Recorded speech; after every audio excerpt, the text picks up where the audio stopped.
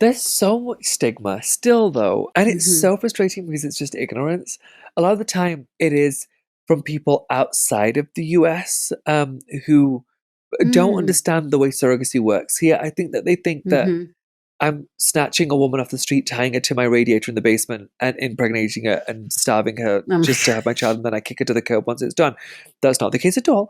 They're treated beautifully. Beautifully.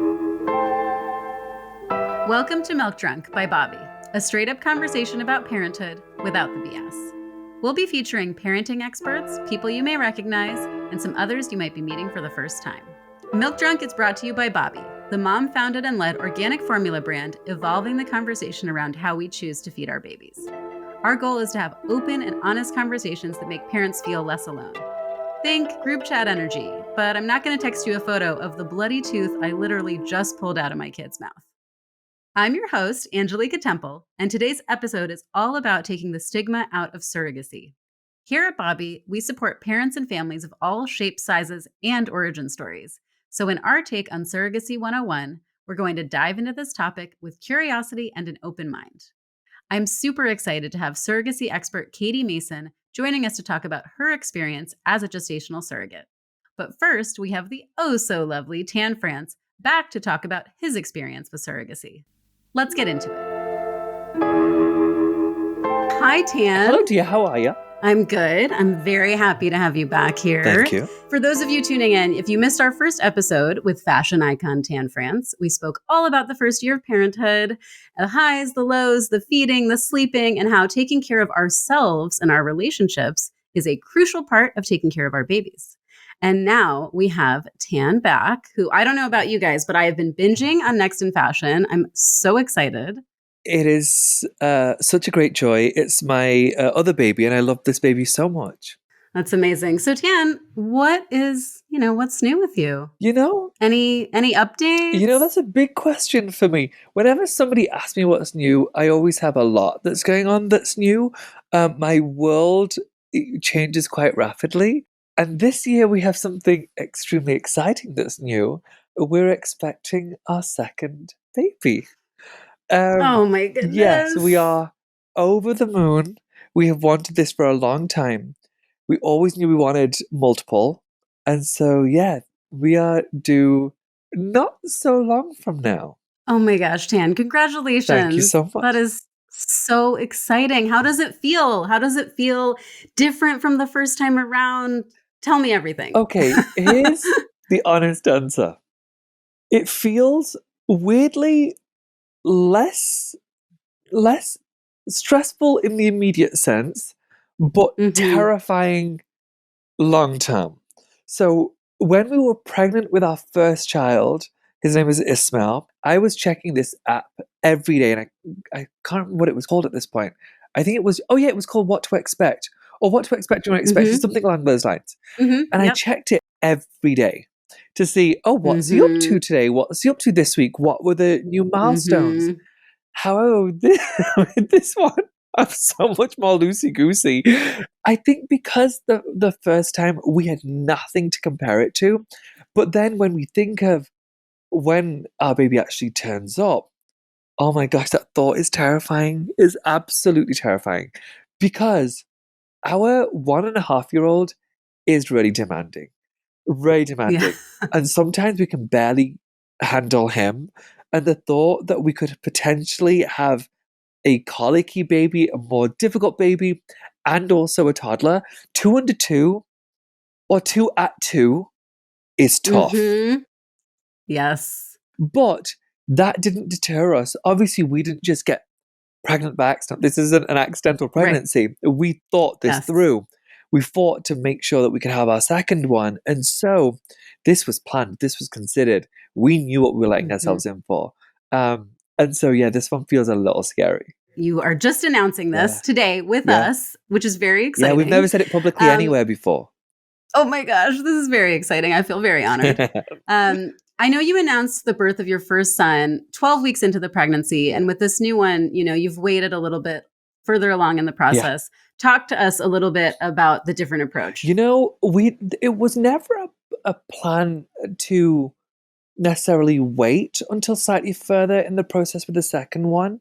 We had announced April 13th, the first baby, and I don't know why we chose that date. Truly cannot remember. Okay. We announced Yeah. his birth the day that we got back from the NICU, just because we'd been in the NICU for 3.5 weeks. And when your baby's in the NICU and they're so premature, you don't want to jump the gun and announce, and Of God forbid course. something goes wrong. And I didn't want to have to deal with any of that. And I didn't want the public stress of it. And so waited until he got home. However, we announced on April the 13th. That was just a random date, and I don't know why we decided on that date. But this time around, we've known for slightly longer this time. And I just thought, wouldn't it be cute to announce on the same date? And so, That's really sweet. I mean, look, we only have a plan on having 2. We used to say we wanted more. We might end up wanting more. Who knows how this is going to go? And hopefully, That's I'll always, right. if it's possible, I will always announce on April 13th. I just like that we, I love I that. just like that that's a date that we're It's going a to stick with. tradition. Yeah. And I love a little tradition. Yeah. And how does your son feel? Have you talked to him about the new baby coming yet, or not quite? So we've tried to explain that there's a baby, and he has met a few babies now, and he loves a baby. He's not so good at being gentle. He wants to pat, but he doesn't realize just how hard he's being. So we've tried to explain that there's a baby coming. Because there's no visual in our house, it's not like one of us is carrying the baby so you can see this baby bump growing. It's a lot more difficult. But we're trying all we can to prepare him for the fact that he's not the only one. It's not going to go down. It is what it is. It's not going to go down well. He is he loves our attention. Like He's the alpha. Oh my gosh. And he needs both of us. He's never happier than when both of us and the nanny are all in the house together, but mostly us two. And we've got all of our focus and attention on him. Even if one of us has to go to shower for 20 minutes, he's upset about it. And so... Oh yeah, he wants the full audience. So actually shifting gears to surrogacy and your process, I kind of want to treat a little bit of this episode as Surrogacy 101. Because I think unless you're in it and you've really experienced it, it's hard to know the process that you go through and every piece of it. So can you tell us, what brought you to the decision of surrogacy when you decided to start having a family? Yeah, we knew we wanted to do surrogacy for probably the whole time we've been together, which is 15 years. We looked into other options. I love when people can adopt, but it wasn't the right fit for us. And quite selfishly, I really wanted to try and have my own biological child. I just did. And so did my husband. And so we wanted to go through with surrogacy. However, it took a long time. It's incredibly expensive. There are cheaper shortcuts around it, but it is expensive the way we did it, because we went for an egg donor, and an egg donor we don't know, so we had to use an agency, and then we went with a surrogate that we don't know, and so, or we didn't know, and so all of that costs a heck of a lot. But we chose to go with surrogacy because it felt like the right fit for us. And we decided to go for a surrogate that we didn't know, because we had people in our lives offer, but we really wanted our baby to be our baby without somebody having an opinion on how we raise our child. And we'd had siblings offer, and it was so lovely of them.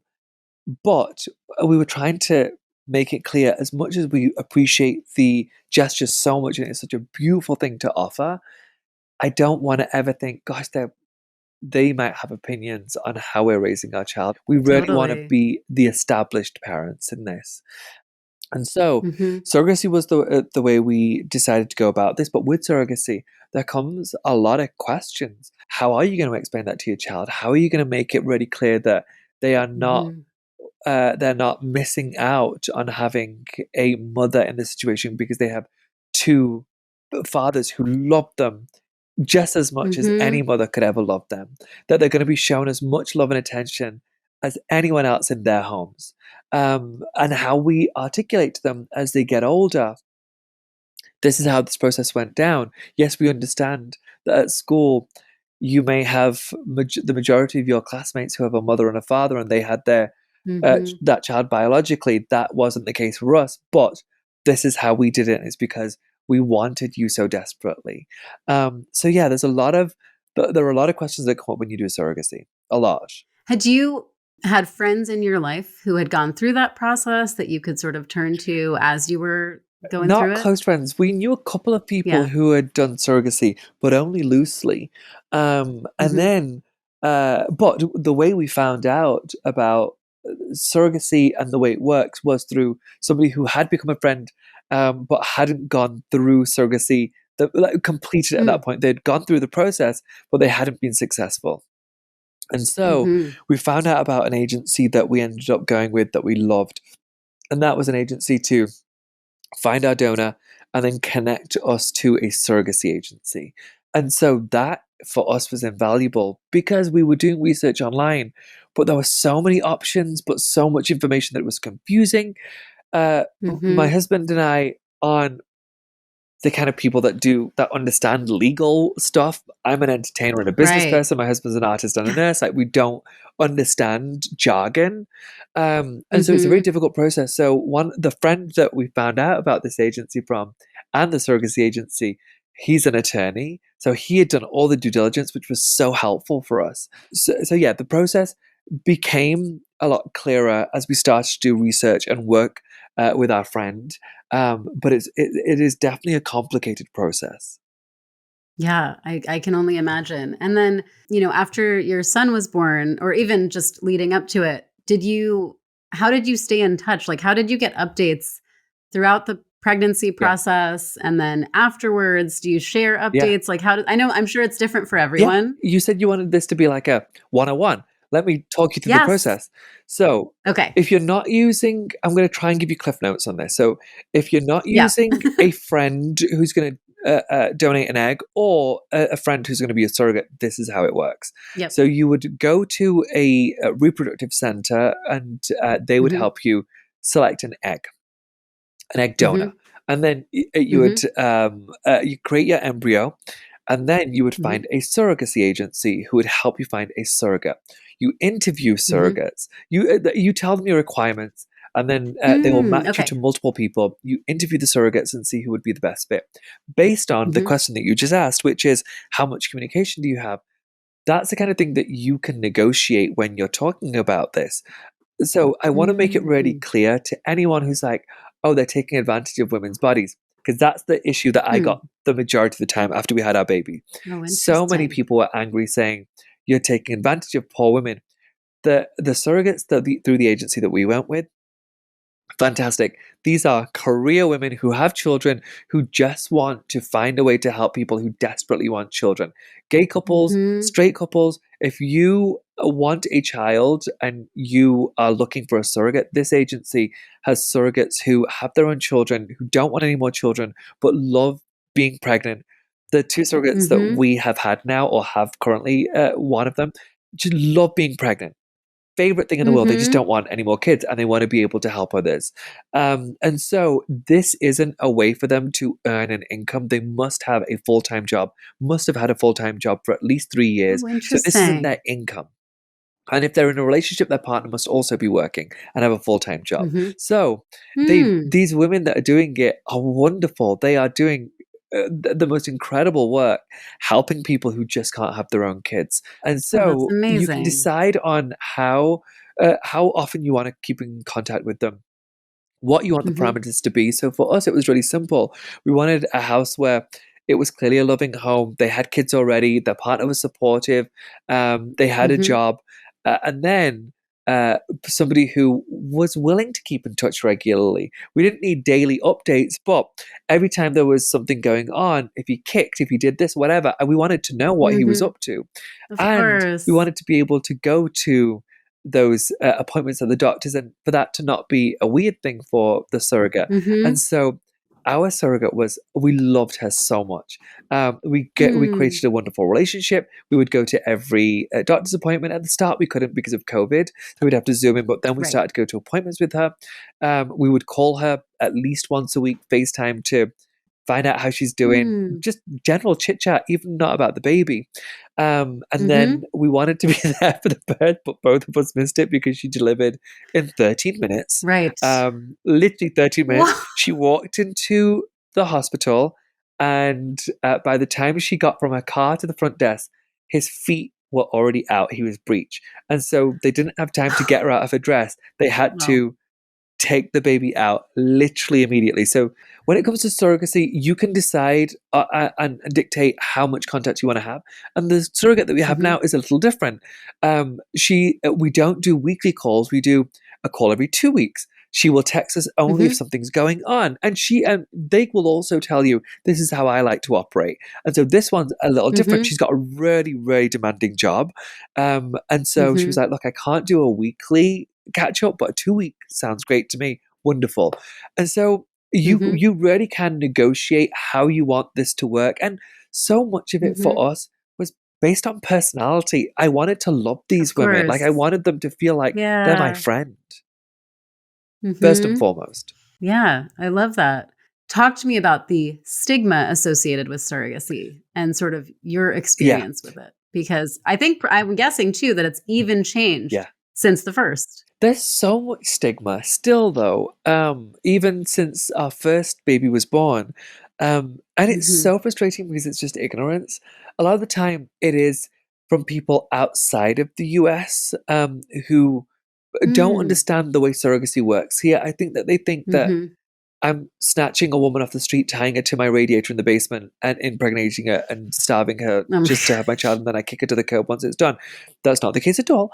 They're treated beautifully, beautifully, and um, Yeah. we still take really good care of our surrogate. Like Mhm. she's very happy, and so the stigma is that you're doing something and taking advantage of a woman who's vulnerable, and you're doing it so that it's an easier process for you. For example, if we weren't a gay couple and we were a straight couple, and one of us decided, well, actually, we're going to do surrogacy because we can't carry. There's also so much stigma for those women. I know a lot of those women now who are entertainers. Ever since we had our first child, I've become friends with people who have had children via surrogacy, and there's so much stigma for Mhm. them because people assume that because she's famous, she doesn't want to ruin her body. Actually, you have no Right. idea that she's tried and tried and tried IVF. She couldn't get pregnant. This was her last Mhm. resort. Or Mhm. people assume that they're not real babies. I have a distant family member Um, who made fun, and this person is no longer in my life, made fun saying, "Well, it's not a real person; it's mm, an artificial person because you oof. didn't go through the normal process. You had to go through IVF." You're a moron. That's not at all how this works. My child isn't a robot. He's a real person. We just had to Ugh. go about it a different way. And quite honestly, I love science. I Yeah. love what science has achieved. And so there's so much stigma. I really try and tune it out.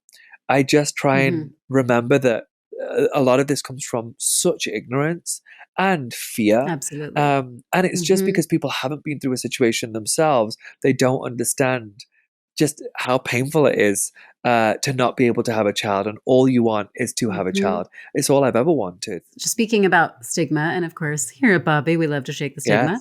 Yes. And I think there are certain triggers, it feels like. I think there's surrogacy is one, IVF is Yeah. one, Yes. C-sections are Yeah. one, I was formula about to say is formula one. feeding. It's definitely one. Yeah. And it's just so wild because it all comes from such absolute That's it. ignorance. And the moment someone has an insight into Yeah. a real person's Yeah. experience, Yeah. they hopefully move Yeah. on and get over this Yeah. strange picture they have of You know, parenthood. I've tried to explain to people. I don't usually comment on people's comments. I usually just, even if they're mean, I just let them go or I block them. It is what it is. Yep.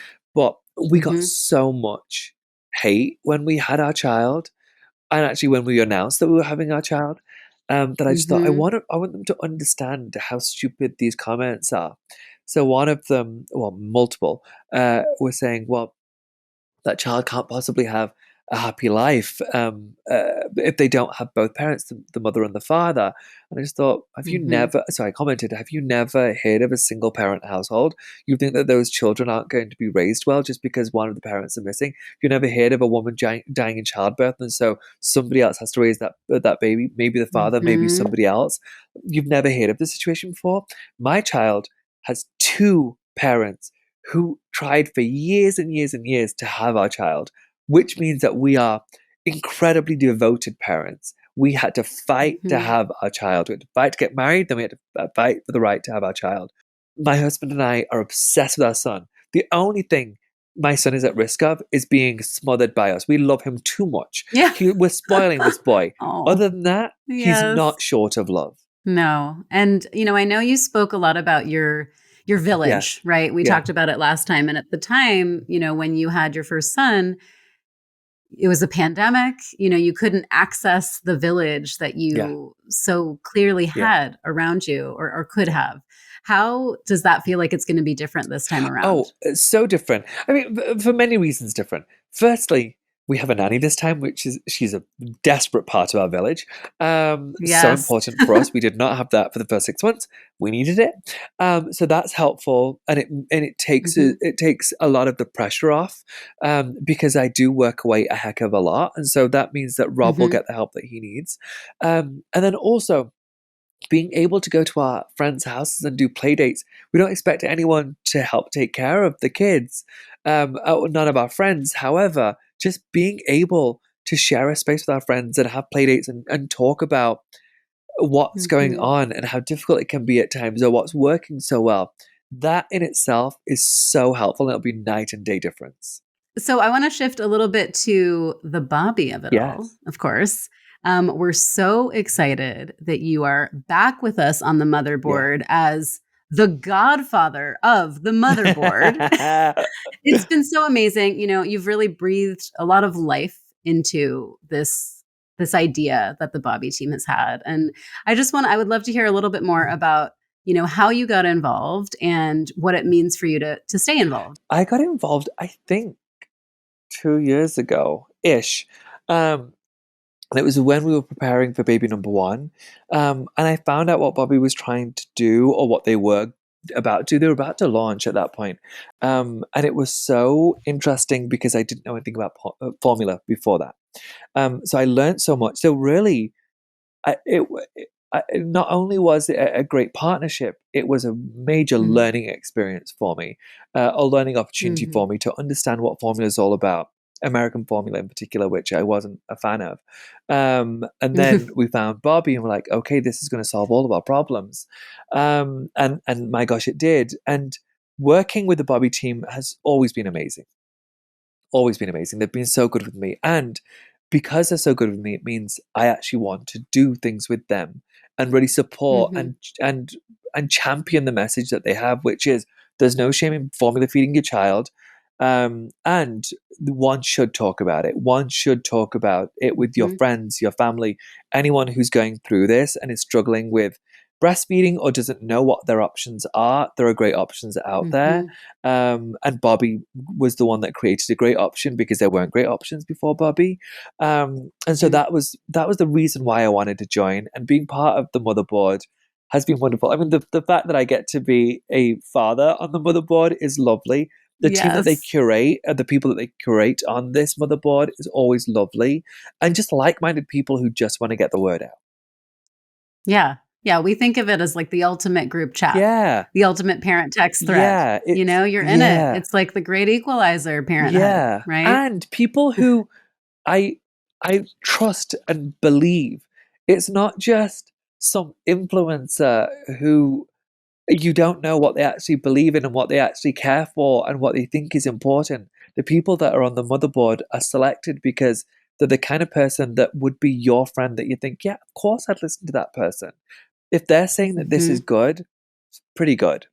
I think a huge part of that ethos is just being able to share our experiences and stories, and the choices we make in parenthood, the failures, the successes, all of that, whether it's feeding, whether it's how you bring kids into the world, how you're raising them. For someone who's considering surrogacy, someone who's in the process, What advice do you have for someone who's going through this, whether it's in consideration or Yeah. in? If anyone's considering surrogacy, I would say try and find people who are already going through it or who have a connection to it that could be a good in for you, Mm-hmm. even if you can't. But I'm just going to give the name of the company that I use because I love them. Idaho Reproductive Yeah. Center. I can't even tell you how wonderful they are. I don't live in Idaho, but they were Amazing. so helpful. Yeah. And that was a great place to start. And then Mm-hmm. really understand how you want to go through your surrogacy. Do you want to find somebody who's going to offer an egg or to carry your baby who you know personally? Mm-hmm. Or are you wanting just clean cut? You want to do it all through people you don't actually know and wonderful, Mm-hmm. incredible women who are going to help you in the most magical way? Because it does affect how you'll raise your children. It truly does, long term. Mm-hmm. And then Mm-hmm. do your due diligence. Really interview surrogates, get to know them, figure out the kind of relationship you want with them, because that will dictate whether you have a really positive experience being pregnant or not. One last thing, understand I was naive the first time. Mm-hmm. Understand that just because it's a proven surrogate, which means they've had children before and they've done surrogacy before, doesn't guarantee Mm-hmm. you a healthy pregnancy, doesn't guarantee that you Right. will get pregnant.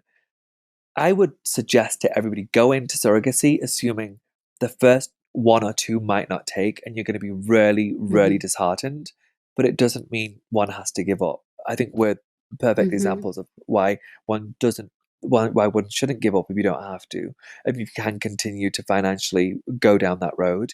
So Mm-hmm. yeah, that's my advice for anyone who's thinking of doing it. Anyone who's in it, my advice is very simple: contact your surrogate regularly, really be a part of it. They're not just somebody who's doing this quote unquote job for you. You are in it together and you're never Mm-hmm. going to get that time again. You don't have a physical bump in your house. You can't just check in with a touch of a hand to a belly. Really immerse yourself in that process. It's beautiful. Oh, thank you so much, Of course. Tan. This has been so helpful. I have learned a lot, Good. actually.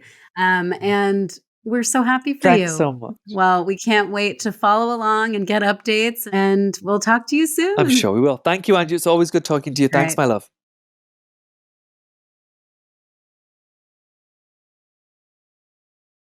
I wanted to be a surrogate because of some documentary movie, something along those lines when I was in middle school, is the first time I was even introduced to the concept or aware of what it was. I used a gestational carrier because I was diagnosed with a condition called Ehlers-Danlos syndrome. When I found out I had this condition, I was strongly advised not to carry a baby due to the fact that I was at high risk of organ rupture. I decided I wanted to be a surrogate when I was a mom of four of my own children. I felt like at that time that there was a lot of people in the world that couldn't have kids of their own. So I wanted to see where I could help out. Hi, Katie, and welcome to Milk Drunk. I'm so excited you're here. Before we get started, will you introduce yourself and tell our audience what you do? Yeah, absolutely. So I'm Katie. I'm so happy to be here with you, Angelica. I am a surrogacy professional. I am the head of the surrogacy department at my agency, Elevate. I'm a gestational surrogate myself. I finished my first journey in 2021 and it was just an incredible experience. And now I also advocate for surrogacy on a variety of social media platforms. I think it's a world that's very just unfamiliar for most people. So I try Yes. to share a little bit of my life and surrogacy education and advocacy in that way too. That's amazing. We have a million questions for you. Before we get into all the surrogacy questions, you are also a mom yourself. How many kids do you have? How old are they? Tell us a little bit about your family. Yeah, absolutely. So I have three kids myself. My oldest is 10, my middle child is 8, and my daughter has just turned 5. So Oh my a gosh. busy house. I've been a mom for a Seriously. while now, and it's incredible. Yeah, I have quite the range, and we have a lot of fun with each other. I think there's a lot of stigma, a lot of misunderstanding and confusion around surrogacy. I think people just don't know about it unless they're in it, right? I think it's one of those things. I think people are starting to know a little bit more about IVF, a little bit more about adoption, but surrogacy still feels really mysterious for so many people. So I'm really excited for you to join us because we, working in the formula space, there's a lot of stigma and misunderstanding around that too. Absolutely. Okay, so you mentioned, so there are like a lot of terms. So surrogate, gestational carrier, and did you say gestational surrogate? Yeah, interchangeable. Okay. Are they all interchangeable? Somewhat. So there are technically two types of surrogacy that people talk about: traditional surrogacy and gestational surrogacy, or being a gestational carrier. Traditional surrogacy is kind of like old school surrogacy, where you're not using IVF to become pregnant typically, and the embryo that you're carrying is genetically related to you. So you're not just the carrier, you're also the egg donor. Yep. In gestational surrogacy, none of my ingredients are used, to sum it up.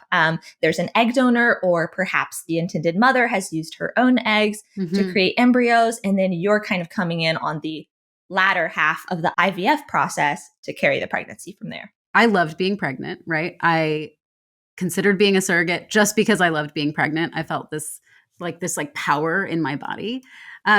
Talk to me about how being a surrogate is different from having your own when it comes to the pregnancy. I mean, the whole thing is pregnancy, but talk to me just a little bit about like the emotional connection and the physicality of it. Yeah. I mean, as far as like that feeling you just shared, it's very similar to your own pregnancy. I thought being a surrogate was incredibly empowering. Personally, I don't love the pregnancy process. I do love birth. That was very empowering for me. I'm not the model pregnant woman, but birth I can do. And yeah, so the surrogacy process was so empowering just to know like, hey, I have this thing that my body can do as a woman. And not only have I built my own family, I can help someone else build theirs. And that was really, really special. I think a lot of times people have this view of surrogates as, oh, we worry they're being exploited or something like that. But in reality, it's the opposite experience. It was so like a taking back of my own power to be able to do this and use my body in that way. And as far as the pregnancy and differences, I knew from the beginning when I was carrying this baby that this was not mine. There was never any kind of confusion about that. Even just like in my pregnancy, it felt different. Like you have times as a surrogate that you kind of forget you're pregnant. It's so different when you're not like painting a nursery and buying little outfits, so you kind of naturally detach, but you're so attached to this, the parents you're caring for. And the focus is on that there's never really any confusion in your body. It kind of gets the message. Yeah, that's so interesting because it's so hard to imagine.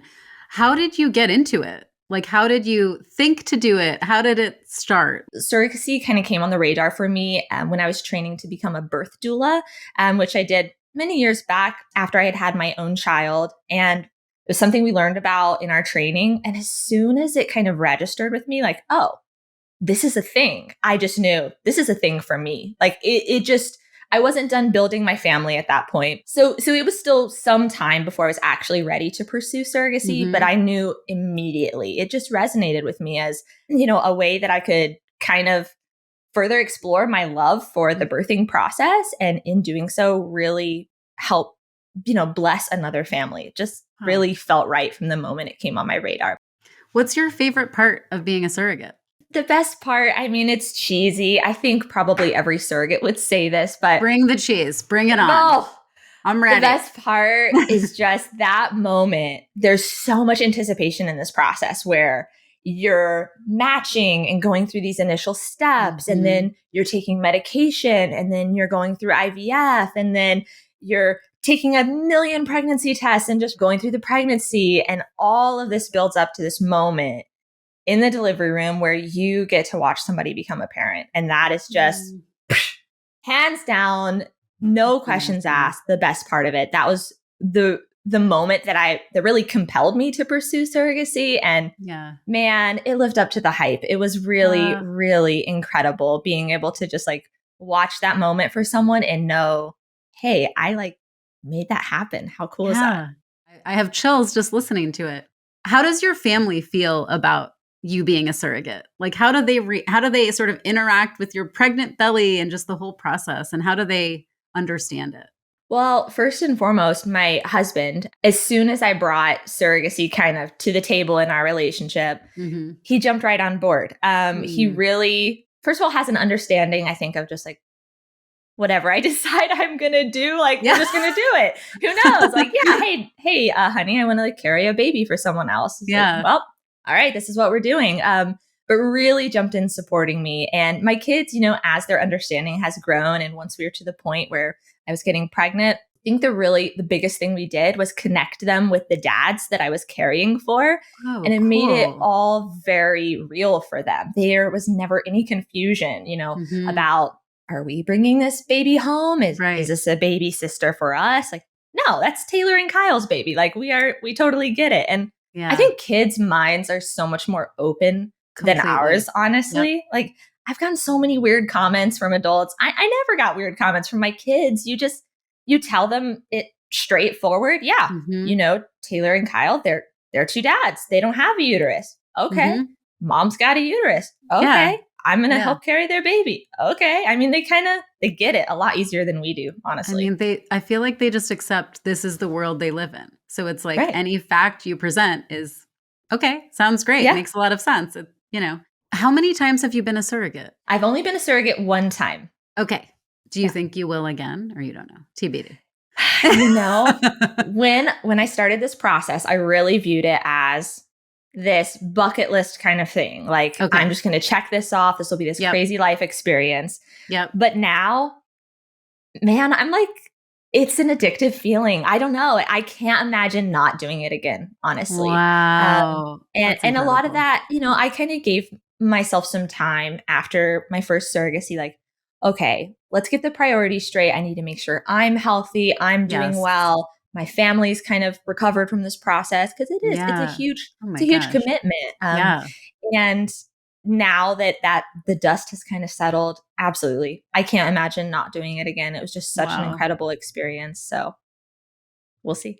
Yeah. Tan, earlier on this episode, mentioned that he got a lot of criticism for using a surrogate. Internet trolls saying he's taking advantage of a woman's body and Mm. all of this stuff, which obviously I know that's not true. Talking to you, hearing from him about his relationship with his surrogate. What's your response when people say things like that? Ask me. I really don't like when people say, you know, oh, but these women are being exploited, or you were taken advantage of. Ask me. Ask me if I felt taken advantage of. Don't Mhm. talk about it in this vague theoretical way. Like, talk to surrogates. I really encourage people to do that, because what you'll find is the exact opposite, that this is an experience that people go into very well educated, with Mhm. full mutual consent, understanding what they're doing. And it ends up being, for most people, an extremely empowering experience. So Mhm. talk to surrogates. That's what I would say. That makes a lot of sense. You know, actually talk to the people you're talking about. Strange. Yeah. Imagine. Imagine. Yeah.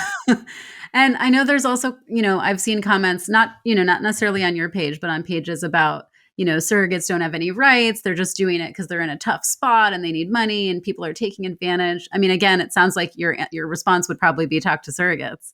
But, you know, Right. how do you educate people around this? Yeah, I mean, that is definitely one of the big misunderstandings, is just the surrogacy process. And of course, I will be the first to say, there are countries who handle surrogacy different than the United States does. Mhm. And Mhm. does surrogacy have the potential to, you know, cross into that realm of, are we Sure. taking advantage of women? Absolutely. But Yep. in the United States, surrogacy is highly, highly regulated. And I think something people don't understand is, it's actually very difficult to become a surrogate. It's not Yeah. a get rich quick scheme where people just like, I think I'll do this to, you know, make a quick bag. No, it's very hard. Most people don't even qualify to become a surrogate. I mean, Yeah. we're going through psych evaluations and having our finances examined to make sure that we're not dependent upon this money, and multiple rounds of applications and meetings with professionals and attorneys. If you're looking to make a quick buck, this is not the way to do it. So yeah, and I think that's just a total lack of education for most people, that they have this concept, you know, that you can just decide to sign up to be a surrogate one day. And it's just couldn't be further from the truth. So talk to me a little bit more about the qualifications you're looking for when someone applies to be a surrogate, kind of getting back into the nuts and bolts of it all. Yeah. So the one thing that all surrogates have in common is that they've had a pregnancy and a child of their own first, which again, even something that basic is a real big misunderstanding for people. Yeah. I still have lots of people like on my social media accounts say like, weren't you sad to give up the baby? Like, don't you ever want to have a kid of your own? Like, no, I already have a very full house. I promise I'm good here. So having a child of your own, having a healthy experience with your birth and pregnancy relatively. There are disqualifications there of complications in pregnancy or in birth that would prevent you from moving forward. Other than that, age is a factor. We work with surrogates that are 21 to around age 42 or so. Oh, I can just get in there. Yes, girl. Slide in. Slide right in. You're good. And beyond that, you know, we work with all different types of women who work professionally outside the home, women who are home with their own children. All different types of people decide to become surrogates, but those are the big qualifications. And you mentioned financial requirements, almost making sure that this is something. I know Tan also mentioned this with the surrogacy agency he used, that they had to have full-time jobs or be sort of like gainfully employed in some way outside of the surrogacy program. I don't know if that's the right way to call it. Every agency can kind of set their own guidelines on this, but it is like an ASRM guideline that all surrogates should be financially stable. And it's kind of up to agencies to decide like what that really means. But what it often means is that, you know, we need to talk about what is your income? If you have a partner, what's their level of income? Basically, this is all just to prevent someone going into surrogacy and being very dependent on whatever compensation you're getting. Because first of all, it's not guaranteed compensation. It's not very likely, but it can happen where someone would go through all these steps to become a surrogate and then maybe never even successfully get pregnant and not really get to that point in the process. So it's important that your life is stable already in a variety of ways, financially stable, emotionally stable, like things are good at home. And that, again, that's why we get real personal at the beginning of the surrogacy process, because it's important to make sure that this is a good time in your life to start this process for another family. Yeah. Okay. So you're a surrogate, you're a surrogacy professional, you find surrogates, and you are a surrogacy influencer. Is that a thing? I don't know. I just made up that job title for you. You're kind of a big deal on TikTok. You're hilarious. You're informative. You're so relatable. What led you to put yourself out there and share your story? Oh, wow. I mean, I will say it still makes me like cringe a little inside, like hearing you're a big deal on TikTok, because I just never envisioned that for myself. Yes. But at the beginning of my journey as a surrogate, I mean, I told you, like, this was a long time coming. I'd been looking forward to this for so long. And I just thought, how can I document this in a meaningful way so that I can look back and remember like all of these exciting things? And truth be told, I'd love to write a beautiful journal, but I just don't have the time. And I certainly didn't then. So I thought, what about TikTok? I was kind of this newer app at the time. I just post some little videos about me as I go through this process. And I don't know what happened from there, but it's been such a blessing because, as you know, I started out just wanting to share my journey, but what has come of it is really creating a community of other surrogates, other intended parents, other people who have gone through this process. And it's been a real blessing in my life, honestly, to have that kind of community around me and you know, like-minded people. Amazing. Thank you so much, Kayde, for joining us. It has been so lovely talking to you. Can you tell our listeners where they can find more of you? Yes, absolutely. So you can find me on TikTok at Hello Kayde, Kayde. On Instagram, I'm hello_Kayde. And if you want to know more about becoming a surrogate or becoming, you know, starting your journey as an intended parent, you can go to elevatebaby.com and I'd be happy to chat with you. Amazing. Thank you so much. Thank you, Angelica. It was so nice talking with you. It was just something in my heart that I just really wanted to help other families experience the joy, you know, that they probably otherwise wouldn't be able to.